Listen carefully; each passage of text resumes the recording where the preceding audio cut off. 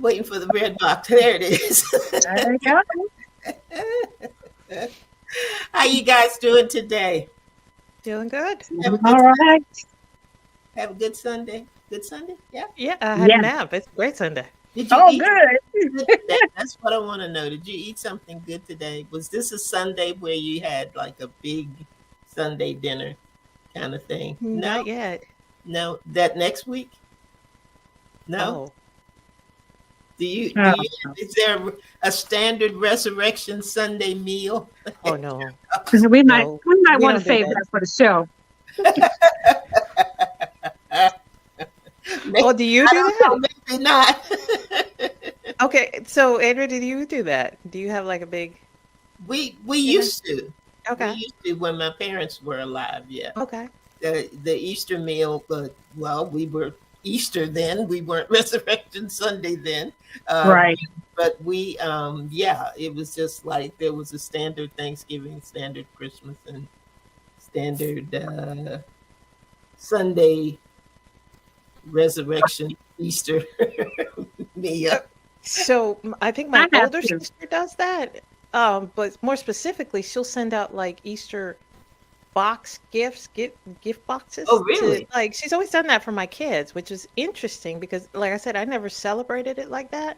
But she did. And like my son is 20, my kids are 27, 25, something, 27, 25, 22, 23, or something like that. But they still get boxes. And I'm like, oh, that is really sweet. You don't have to do that. They're adults. They can take care Right. of them. Send them a card. That'll They may still look forward to those boxes, don't they? They maybe. probably do. Probably, but I just, as a mom, I'm just like, oh, okay, cool. You're a really cool aunt. So kudos for you. But I'm like, you do Hi, realize they're everybody. 27. Is it time already? Okay, Yeah. we can Yeah. chatted right away. Okay, go ahead, Alan. Get us started. You guys have a good show. I'll talk to you later. Okay.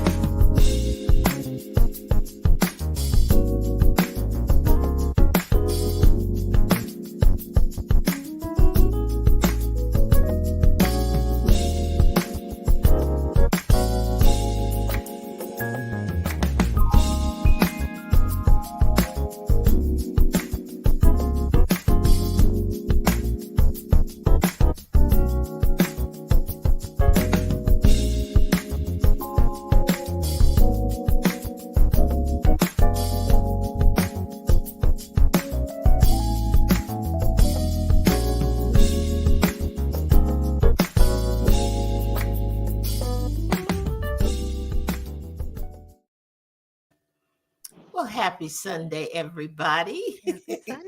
Welcome to Authors Up. I got a crazy shadow here. I don't know what. Let me see if I turn it there. There, I think You're that's a good. little bit better. A little bit better. Good evening, good evening, good evening, good evening, Ruth. How are Good you? evening. Good. How are you? I'm good. And Victoria, how are you? I am wonderful. How are you beautiful ladies doing tonight Good. We good. We Doing good. good. on this Palm Sunday? Oh, Mhm. Palm. well, good evening. Miss Lynn is here with us this evening. Good evening. Hello. And Minister Angie O from South Carolina is on with us. And Alan, if we get any countries popping in, we do appreciate it when you put them up on the screen so that we can formally welcome them to being with us Absolutely. on Authors Up.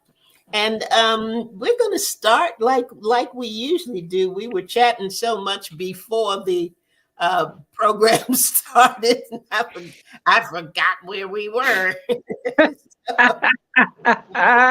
Okay. It was a little lengthy this Sunday night, but we're gonna do our weekend review. And I was gonna go first this time, especially since I forgot to send you the template for tonight, and I didn't want to catch anybody off guard. Mm-hmm. So I'll go ahead. Thank you. Thank you. straight with that. And you're next, Victoria. I did read that part. Did you see it? After that, Ms. Ruth will Yep. give us her weekend review, and then I'll come back and kind of get us started on our topic tonight. But Okay. last week was a busy week for me. And if it was a busy week for me, it was a busy week for Ruth. Because whenever I get stuck on what I'm supposed to be doing, that's my go-to. So it was a busy week, and Alan's going to put up a little graphic, and it'll help explain why it was a busy week. Just got a lot going on. There it is. It is getting ready. Books are about to be ordered, and in everything for reading for His Glory on Saturday, April the 29th. Now, is that 2 books? Yes, ma'am. Two at the same time. 2 at the same time. Shut the front and the back door. Yes, sir. Yes, sir. Right. And it is so is the book from 8 at 8. The writings from 8 at 8. I kind of Okay. ask the folks who come on regularly. Thank you, Lynn. If they would like, some of those compiled together, and they said yes, they would. So I did that and decided to do it in volumes because there are approximately 52 weeks in a year. 3 times 2, 3, 5, about 150 new ones every year. Mm-hmm. Wow. So you got plenty of material.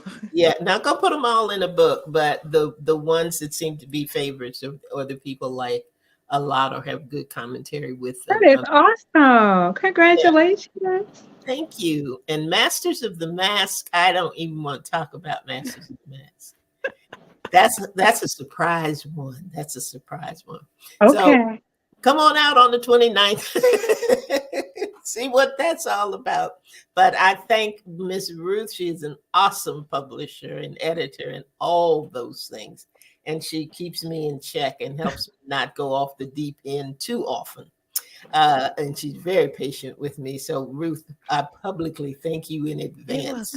You are welcome. Done to help to put this together. So I'll be talking more about those books as we go along, but everything really comes out tomorrow because the newsletter will come out tomorrow. Information in it is in the newsletter, and I'll be sending invitations out via text and email and all that good stuff. So I'm excited. So that was what my week was all. And when I say that's what my week was all about, that's what my week was all about.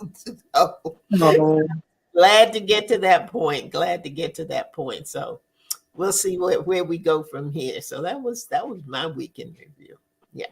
How about you, Victoria? You spending time with your mommy. For those who don't know, she's not even here. I am in Indianapolis, Indiana. Yeah, mouthful, right? Mm-hmm. And I have been here since last Saturday night, and I have extended my trip another week. So it's been a pretty exciting time to my siblings, spending time with my siblings, my older brother, and then my sister came, but she left on Friday night before we had these storms. And we are, making some decisions and helping take care of our mom, who will be 90 in October. Wow. And she's still living on her own, but we have to, put some things in place to help her. And so, it's I am in what they call that sandwich generation, where I'm still caring for my almost adult kids, but I'm also caring for my, elderly parent, and it's just me in between. trying to take care of myself too. So it's been interesting to say the least. And we had a little bad weather Friday night, and I tell you, I had to call on Jesus. I had to call on Jesus because those storms that have hit Arkansas and all that kind of came up this way, and I'd never heard it before. Really, I heard sirens. Sirens, Ooh. and I was kind of unnerved, to say the least. And I called my brother, and I said, "Wait a minute, Indiana, I heard some sirens. What's going on?" He said, those sirens are just to warn you that tornado weather, it's like a warning. I said, wait a minute, but where I come from in North Carolina, when you hear the sirens, that means it is a tornado. So what's going on? What's going on? What should I do?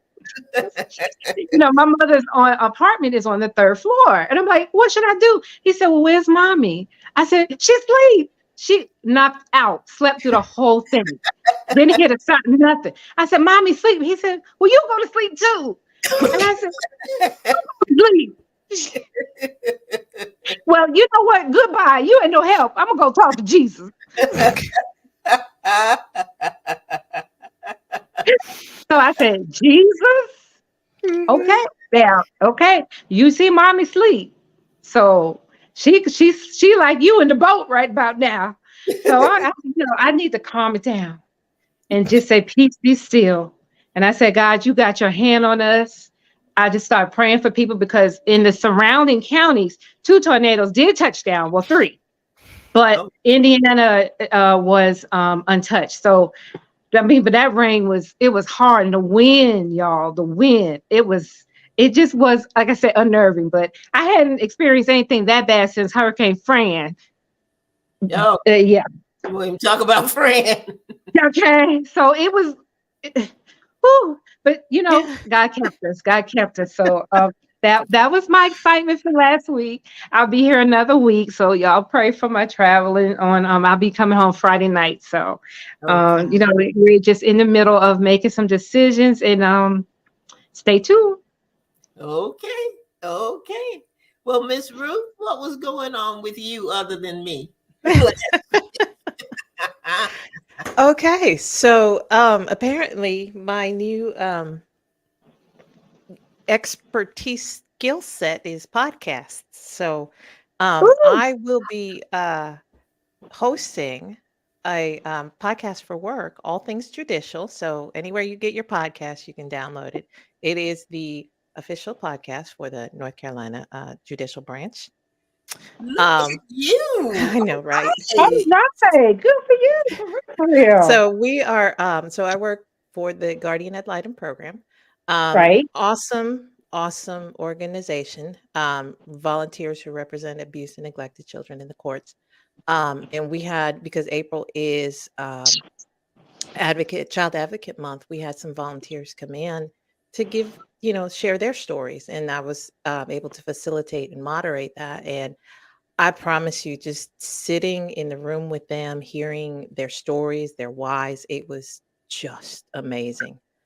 Just amazing. So the podcast will be coming out, I think, week after next, and I will let you guys know. But yeah, it's apparently that's my thing now. So I'll be podcast hopping. Okay.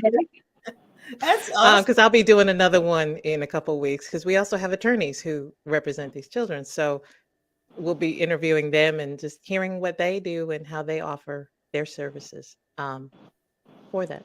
And Good for you. what month did you say this was? It is April. No. Child something you said. Child Advocate Month. We Child celebrate our child Advocacy advocates. Month. Yeah. I didn't know that. Yeah. Okay. I think that is a North Carolina thing. Okay. Either way, it's a good thing.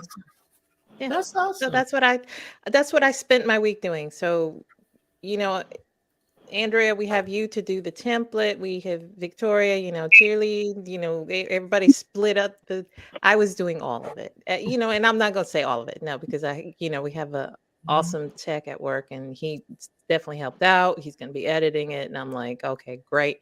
But I was the one writing everything and planning and sending Right. out questions and moderating. And I was like, okay, It's fun though. it's fun. It is. Good. It Yeah. is. It really is. And you learn so much. Mhm. When you are able to really talk to folks Oh yeah, from that perspective. That's cool. it is. That is It cool. is. I enjoyed it. I Yeah. enjoyed it. That's great. That's great. Good evening. Linda Cooks is on with us tonight, and Paula Obi, new author and co-author. Paula Obi Yes. with us tonight. Glad to have you, Paula. Wow, that's really something, Ruth. I like that. Okay. I like that. I Thank want to keep up with some of those. Mhm. Well, for tonight, it's just us. Mhm. And we actually, well, let me tell you how this started. In the journaling challenge that we just finished, and we thank everybody who participated in that. But in the journaling challenge, we talked about good evening, Jamaica. I'm Jamaica. Glad to have you. Glad to have you.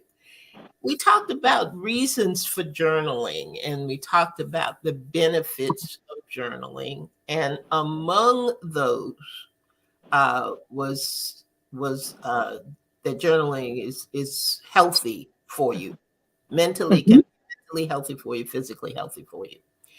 So we were talking about that, and we came to a point in the discussion about when you pen past the pain, and both I have not had that experience yet, and we can talk about that a little bit later, but She said, "Yet." Ruth and Victoria have. Ruth finished her book, and Victoria is in the throes of hers.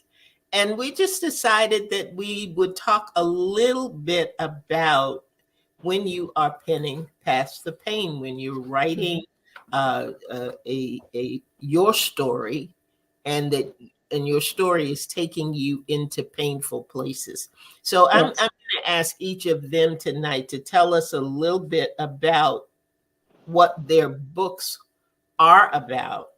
And then I want to ask some questions about this whole issue of pain, writing being therapeutic, and writing helping you to get past the painful places in your life story. So I'm going to start with you, Ruth, because your book is completed. I think it's doing well. And when love is angry.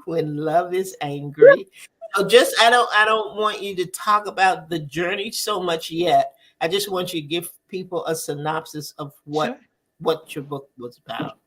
Absolutely, absolutely. And the book, When Love is Angry, is a chronicle of my marriage from really the time that I was diagnosed with bipolar 2, I think. I forget now, sorry. But how it affected our marriage. And it's written from my husband's and mine perspective. So you get to hear from his side and you get to hear from my side, from the time of my diagnosis to the time of when everything seemed to fall apart to the time that we began healing and how we've overcome that. So it is our journey, our chronicle of that journey. Okay. Now, Victoria, you are in the midst of yours. I don't know whether you've even come up with a name for it yet, or I have. Call it. Okay. What are you gonna call it? It is Dynamic Disability, My Fibromyalgia Story. Okay. And it too chronicles from when I was diagnosed with fibromyalgia up until present day. So it will tell the story of how I felt when I was diagnosed, give a definition of what fibromyalgia is, how it has affected my life, how it has affected my family's life, and just some of the medical issues that I've gone through since being diagnosed. And I believe it is a much needed story to tell, because I didn't see in the Black community, when I went looking for resources, I didn't see many stories of people like me who went through it. Mm-hmm. And so I decided to tell it, and it's very interesting to say the least. Okay, that's one of the questions that I wanted to ask you guys, and you answered it for me. Your core, Okay. your core reason for wanting to write it, and that seemed to be your core reason, was looking for resources yourself or information yourself, and not Right. finding anything there. Ruth, Right. what was your core? What was at the core of why you wrote Yeah. Love is Angry? Other than the fact that Maurice said to, because he was more on board at first than you were. Oh, I know. absolutely. Absolutely. And you know what? The thing is, having gone through what I've been through, because you don't get to the lowest point in your life, pick yourself up and start doing better without knowing that eventually you're going to tell your story. And I knew eventually I would write it, but in my Mm. brain I was like, well, I'll do it this way and I will do it this way and I will include that. And God said, no, just follow Maurice. And truly, it has, by hearing both sides of it, it has brought a balance to this experience. Because the truth is, and Andrea, I know you say it all the time, we're not the only players in our story. That's right. Right. We're not the only people going through this experience, and it wasn't just me. Oh, I have bipolar 2. Oh, I'm depressed. I'm this, I'm that. No, it was also my husband who was going through his own thing, and then my kids, having to experience that. So I knew as I was coming out of the worst of it that I would eventually tell it. And when my husband presented me with his side of the manuscript and said, your turn, I was okay to the degree that I had already said yes to God. I had Mhm. already said, yes, I will tell my story. But it was because I knew it needed to be told. I knew that I had something that other people needed to hear. Because for me, the longest thing, I grew up um, in religion. So I want to put it that way because I wasn't always in church. My grandmother was very religious, but she was also sick. She had schizophrenia, so there was a lot of imbalance there. My mother was not in church, but she was religious. So when you speak of God, when you speak of healing, it's often, oh, someone had cancer, they got healed. Someone had this, they got healed. They had this chronic illness, they got healed. But none of that was ever, someone had a mental illness and they got healed. I knew I had to tell my story so that someone else could hear it who has a mental illness and could say, you know what?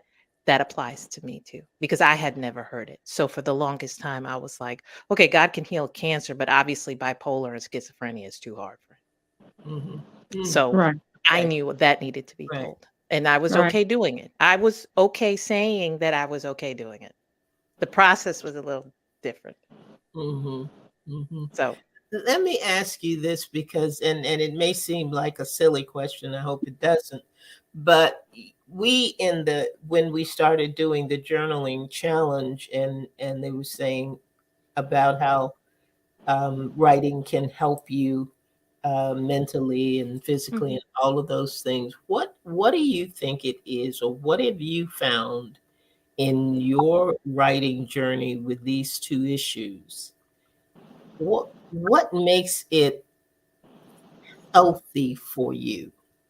Why do you think that when you're writing about things that are so painful, that that's a healthy thing, and that's therapeutic. Now, I know that when I read it, they were saying that when you're doing it from a therapy standpoint, there is a guide, if you will, as to how you write and what you write and all of that. But the reason I'm asking is because typically, when you are writing anything that involves you, it's not a fictional thing. It is your memoir, your whatever that you want to call it.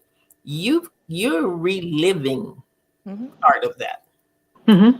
So how do you manage to pin that painful part or pin through that painful part without it throwing you back into places that you don't really want to relive? Am I making sense? Yes. And Victoria, I'm going to jump in here and you can add your 2 cents because I see you shaking your head. You Yeah. can't. You Right. cannot. You cannot. And that's the thing, because I will say this much. When Maurice approached me with the manuscript, I have been journaling now for about almost 40 years. So a lot of the material, now I've been journaling consistently for about 20, but a lot of the materials that went into the book were already in my journal. So they were written down in real time. They were written down and my emotions poured out on the page. So for your first question, it can be therapeutic because you're getting this stuff out of you. You're getting these emotions. You're expressing your emotions. You're acknowledging your emotions. And that's the thing. I think, we've come to this place in society where I'm making a general statement here. We judge each other for our emotions, but the truth is we need to be able to acknowledge them. And we need to be able to say, okay, you know what? I was upset in that moment, and that's okay. I was happy in that moment. I was sad in that moment. We need to acknowledge those emotions, and then we need to do something about them. If you're angry, there's somebody you need to talk to. If you're depressed, hey, this is my plan for when I'm depressed. I need to go do this, this, or this. So that was the journaling part. Now, when Maurice gave me the manuscript and he said, here, your turn, tag, you're it. There was no question about it that you're going to relive that. And honestly, I said, oh, okay. And then I put the manuscript aside for 6 months. I said, I'm not in a place where I'm going to do this because I know what happened in the last 25 years. I don't want to relive that again. And the truth was, the moment I started, all those emotions came back.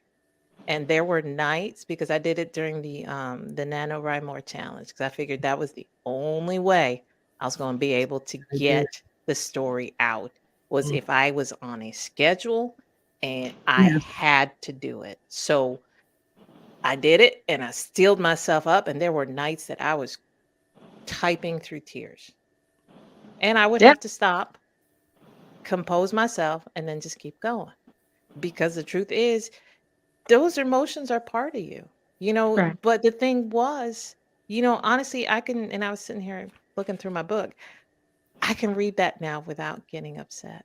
I can see that and I'll be like, oh yeah, I did, but I'm okay with those emotions. Now there have times where I will cry about some of the stuff that happened, but not like I did before. Yeah.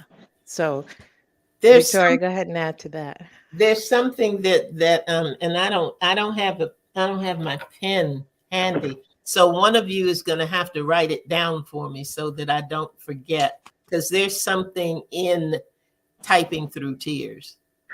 I don't know whether it's about to be a poem, but it's about to be something. So I don't want to forget, because I'm writing it down. Said it. So I can't reach my pen on my journal right now. I got it. Just got it. Thank you. I was going to say, the same thing. I wish that I had the benefit of writing this story, looking back at journals, because I didn't do it then. I wasn't journaling then. I was just pushing through. And Ruth, you did a wonderful thing. At least you have something to go back to touch bases on this. I'm doing mine from memory, right? And I'm doing it from a painful place because I'm not quite through it yet, you know, but I had to go back, and I have been typing through tears as well. And it has been difficult, and I have to admit that I have let the emotional part of it overwhelm me to the part that I stopped. And let me go back a few years ago. I lost a very dear friend, and we talked about this before on the show. I was so devastated that I did not write. I stopped writing the blog. I just stopped writing, period, because I just couldn't. I couldn't fathom writing how bad I felt. So I didn't write. And now I wish I had, because I know now that for me, and I think for you guys too, writing is healing for me. And when I use writing to get out of me, because I do have anxiety, depression myself. I do have those moments when my head is just swirling, right? And writing helps get those thoughts out of my head, and I just could, get it out, write it on paper, and I read what I've written and try to make some sense of what I'm feeling. And so I wish I had done that.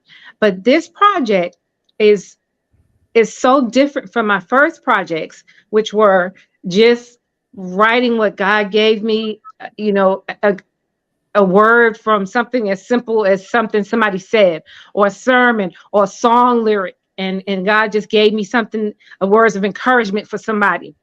But this project, my fibromyalgia story, is my story, my heart. And it peels back those tender moments when those things that I never thought I would show to the world. But I absolutely understand that in order to help somebody else, you have to be as transparent as you can be. There's just no way around it. There's just no way around. You have to be transparent. You have to tell somebody what your pain actually looked like, because there is someone else out there who's probably going through the same things, and they don't know how to articulate it. And so for me to be able to do that is going to release somebody else. And I know that, and I understand that now. And, it's just like I have a scar on my chest. I don't know if everybody could see it, but I'm going to liken my journey now to this scar here. I absolutely hate this scar. I do. Because, in my vanity, you don't want a scar like this. But what happened was a few weeks ago, a month or so ago, they thought something was wrong with my heart. So I was given a heart monitor, which was a wireless heart monitor. And the glue from the heart monitor must have, I had some allergic reaction to it. And it has left this horrible scar. And I was talking to my friend Leah one day, and I said, "Oh my God, I can't believe this scar did it." And she said, "Vic, our scars are proof that we overcame something."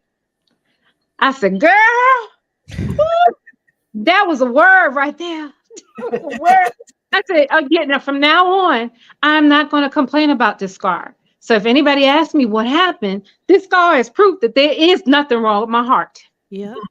And so now I liken the telling of my fibromyalgia story as proof of all that I've overcome, because I was diagnosed in 2008. And I have to be real about everything I went through, the things that I did and the things that I did not do, because I don't believe that I sought God for healing as I should have too. So I've got to be honest about all that. And I know, and I already know it's going to help somebody else. And so Elder said something last week that has stuck in my brain all week. It's not for me. It's not about me. It's just absolutely not about me. While it is about me, it's not about me. It's for somebody else. And so if I keep that as my focus, I am learning to write better through my pain. And that's where I'm at today. And that's a good place. That's a good place. That's good, Victoria. I did want to ask you all too, when we talk about the story and the story not just being your story, as Mhm. both of you have mentioned, you got kids. Yes. Maurice began the journey up there with you with When Love is Angry. But how do you handle and at what point when you have children who are an integral part of the story or a spouse who is an integral part? Now in your case it's a little different because Maurice was looking for you to add that other side, Mm-hmm. but a lot of times that's not the case. And the spouse or partner is very much a part of the story, but they are not an integral part of writing the story. Right. How do you approach the other characters in this play, and at what time do you tell them when you are thinking about writing? Do you wait until you are at the point where they are really involved in what the story is that you're telling, or do you wait till it's done and say, about to be a bestseller, maybe you need to read this before? You might want to read this beforehand. I'll answer that one first because mine Go ahead. involves more than Ruth. Well, in while I was writing it, I didn't start out intending to involve them, but after I was, I don't even know at what point, but I had written, I had all the outline done, and I had the different chapters going, and I knew what I wanted to write in each section. And I would just want to say, God, I guess God impressed me that this wasn't just my story to tell because they were in the thick of it with me. They've seen the days when I didn't feel well. There's days when they had to fix something for me, days when they've seen the fatigue and they have experienced when I could not come to the function or I just couldn't go here or couldn't go there, couldn't go out to dinner, couldn't really be a wife to my husband because I didn't feel well. And so I asked each of them to write something for me to be included in the book. And to date, only one of the four has done it, but they're going to do it. I asked Greg to write how he felt watching me go through this, and he has agreed to do that. And we are separated now, and we'll be getting divorced. But I do think that what I went through physically has influenced my marriage. And then that's just honest. But my youngest one has written and wrote about 800 words, which I've already included. And it absolutely made me cry because I didn't know that that's how they felt.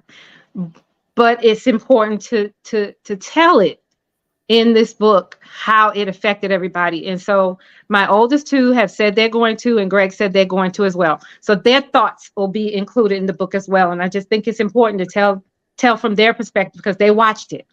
Mm-hmm. Mm-hmm.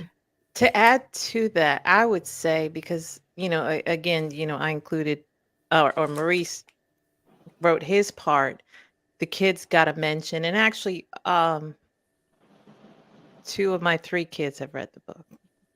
2 of them are not readers. So she was like, thanks. I know you guys were good. So, but, I felt like they were okay with it.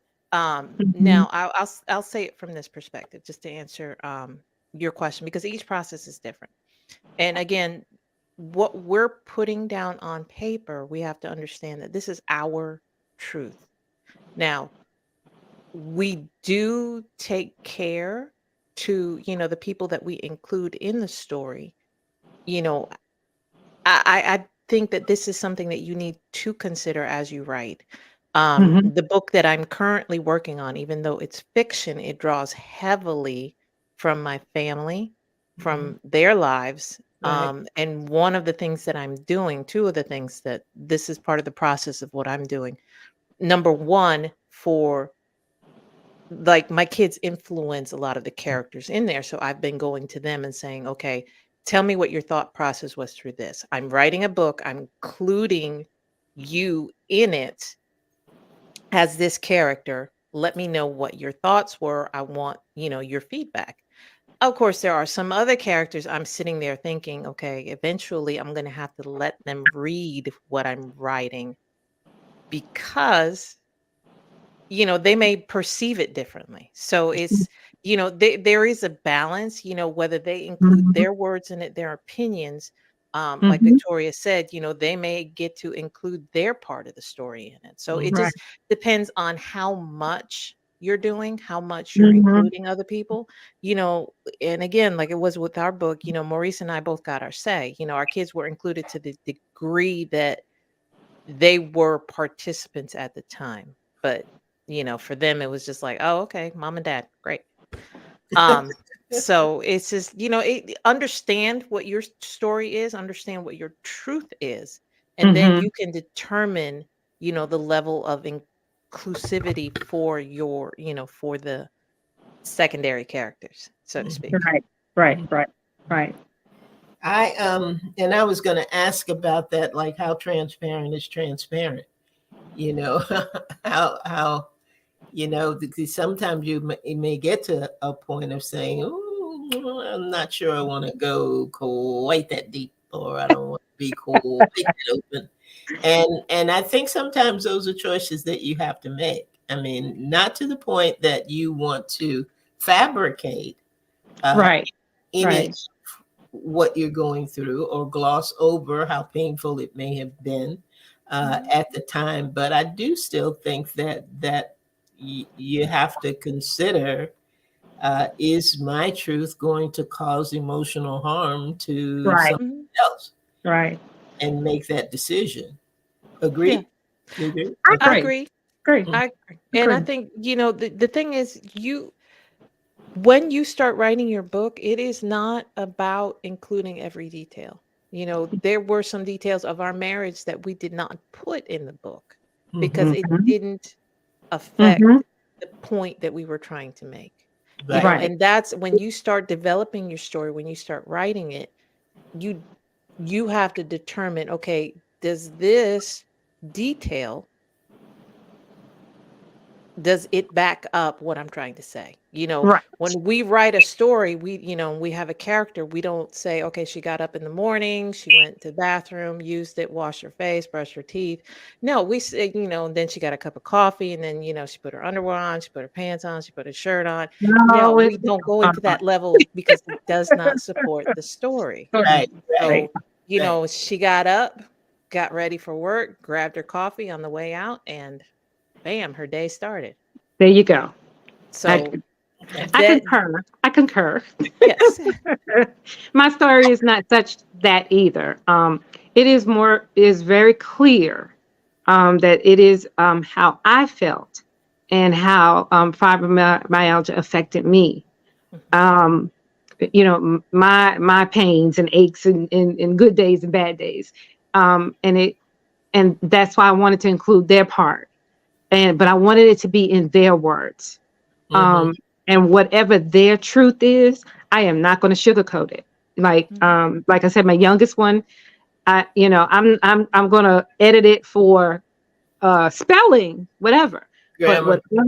whatever they wrote is whatever it's going to be, just how they felt it, because it's their feelings and thoughts towards the whole situation. So, Mhm. Now I've got one more, and actually, this is probably going to be our last question of the night. It's almost a quarter oh of. my goodness, Yes, time goes Yeah, we really can talk. fast. We can wow. talk.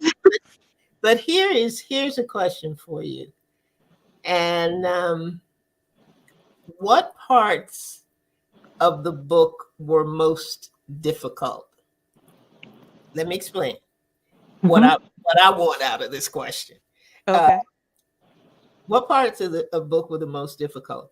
The places you already knew the pain, or the places where you discovered the pain? That's a good question. Because I think sometimes when we write, Yeah. particularly if you have been living at a place of suppression, because there, There's some things that I don't want to relive them. I don't want to talk about them. I ain't trying to help you. I ain't going there. I'm just not going to play on that field. We're not going to go there. We're not going to do that. But sometimes, because I had an incident happen, this wasn't a writing thing, but I had an incident happen where I was traveling somewhere and I was actually getting ready to speak.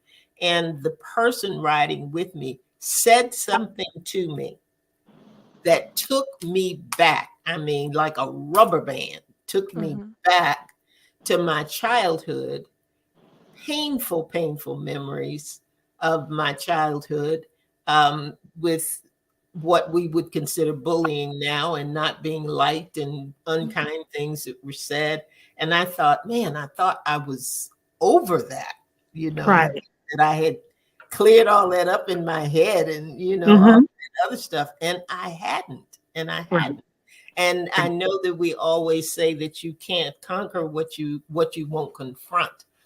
But sometimes as you peel that onion, as Victoria was saying, we start pulling back those layers, we might discover some things that were, gosh, I thought I had dealt with that, and it's more painful than I think. So when you're dealing with those two things, the issue of the trauma, the pain, the things that you already know know there, versus the things that you discover along the way.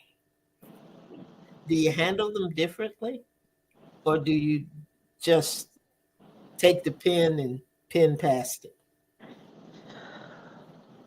I'll take it. Yes, you handle them differently. And I will say this because you already know what you went through. You know how much that hurt. Right. And you don't want to feel that again. So you hold off, and that becomes fear.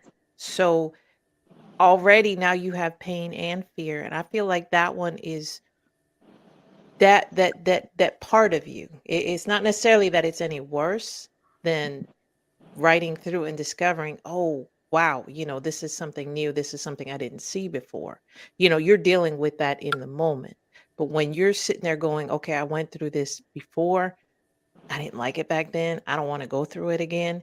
It becomes fear. And now you're agitated. Now you're stressed. Now your adrenaline is going and you're just like, I don't want to deal with that again because that's already imprinted on you and you don't want to imprint it again. You just want to forget. You just want to put it away and go, oh, I'm healed. I'm good. I don't want to share my story. But the truth is, once, and that's why I say it is therapeutic to write it down. The fact that my story is now in a book form, I can go back through it. I can read it and it hurts less. It hurts a lot less. Yes. Okay. Because I've actually dealt with it and I can understand, what? I can revisit that and yeah, it hurt. Yeah, I cried. But I'm okay beyond it. And I can share my story now. And the things that I learned. What's that? And you've made the choice. Yes, I've made that choice, and the things that I learned through it now become a part of that story I tell. So to me, the former is a lot scarier than, some of the things that I discovered along the way in telling that story. Gotcha. And for me, I'm going to have to say, and I'll do it real quickly. For me, I'm going to say both. Both are equally as touchy because I had suppressed how I felt when I first got my walker until we had our guest about 2 weeks ago. Yes. And I was like, wow. And I have now had to go back and include because it brought it all up. But that is also a part of the story that has to be told because I don't remember the day I got it, but I do remember, I don't remember the date, but I remember the day. I remember how I felt, how it made me feel broken, and how I had to deal with learning to use the walker. So So it was, and I had totally put that away. It was not a part of the story until that came up that week. Mm-hmm. Mm-hmm. So Mm-hmm. it's a touchy spot, but I have to go there too. Well, I tell you what, this has been interesting for me. I hope it has been for our listeners and viewers as well. It really does show that the writing process is so much more than just putting words down on paper. It's so much more than just a word count. It's so much more than, I want to do this and I want to get it finished by this deadline. There are healing properties Yes. writing, that you can't ignore. And sometimes, it may not end up being a book. It may not end up being that. But clearly, at least you may not feel that way at the moment or in the moment. And I don't know at what point you decide that it is going to be a book. I think I've heard from both of you, and I hear from other authors, all the time when we interview people, that it's just time. You just seem to know when it's time to tell the story. Yes. It's Right. not always when it's happening. It's not always in act 1, and it's not always in act 3. You just, as you're living your life. And I think as you get stronger in dealing with whatever those things are that you have to overcome or that are painful or any of that, then you get to a place of saying, you know what, somebody else, I'm not the only one. Mhm. And I think a lot of times that comes because somewhere in the journey you feel like you are. Right. You feel like nobody's going through this but me. Nobody's going through this like me.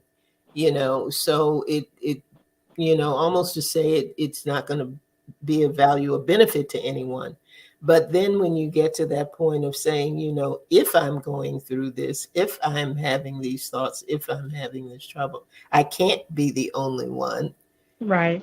Maybe somebody else can be helped by what it is that I have to say. Yes. So I appreciate you. I appreciate you guests being Yeah, willing to thank share. you. Thank you. You are an awesome moderator.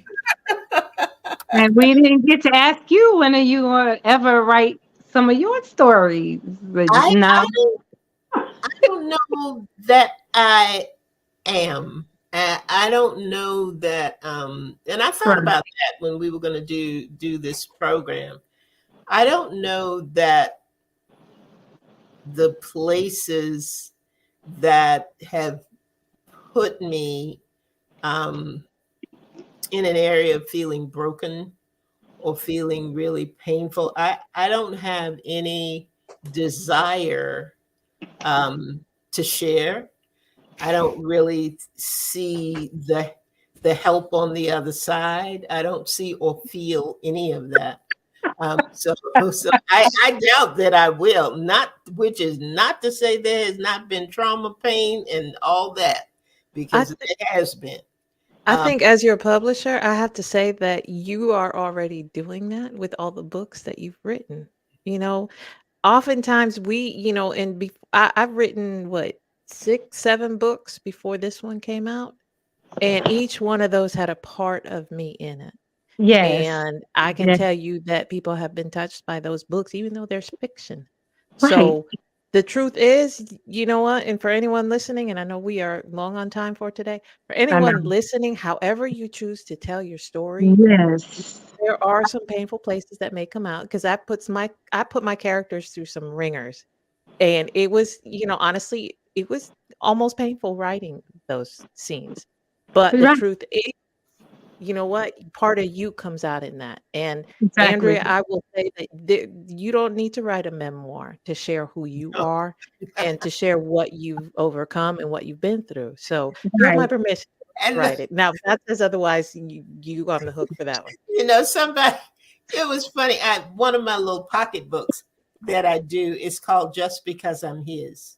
Hmm. And it's just a little story that says, when I was in pain or when I had doctor's reports that I couldn't get by and blah, blah, blah, blah, I made it through just because I'm his, Mhm. and it just mentioned all these scenarios. And one lady came back to me afterwards and she said, I had no idea your life had been so hard. And I thought, what? What are you talking about? And I just said, I hope you enjoyed it. I didn't know what to say. So when you started out by saying you're in that, and I thought, well, people think I'm in it whether I'm in it or Not even in it, right? Wasn't even talk about yourself. not. Mhm. Yes, you was.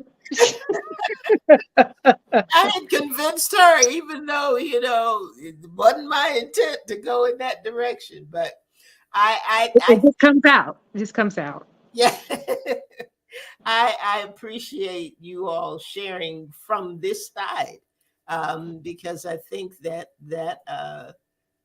we get a lot from authors who are sharing their story, their real life Mhm. traumas and things, and some of it's got to be hard. I mean, it's just got to be hard to do, but comes out to be something that really, really helps Mhm. the reader, and that's a good thing. That's a Yep. good thing. So I think Victoria's frozen. Well, that's a good face to be frozen on. I That's know, all right. she's so pretty. She is. But that is it. That's it for us for tonight. I hope everybody who has tuned in has enjoyed it, and we will be replaying this on Saturday at 7 p.m. Yes. For those of you who may have friends that could benefit from it or would enjoy hearing it, Sure. please have them tune in. And Ruth, we don't have anything from Victoria in terms of final comments for the night. But if you have a final comment, tell everybody where they can talk to us and find us and all that good stuff. Absolutely. So, if you have any questions about the show, if you are curious to see how you can be a guest on the show, you can email us at authorsup@gmail.com.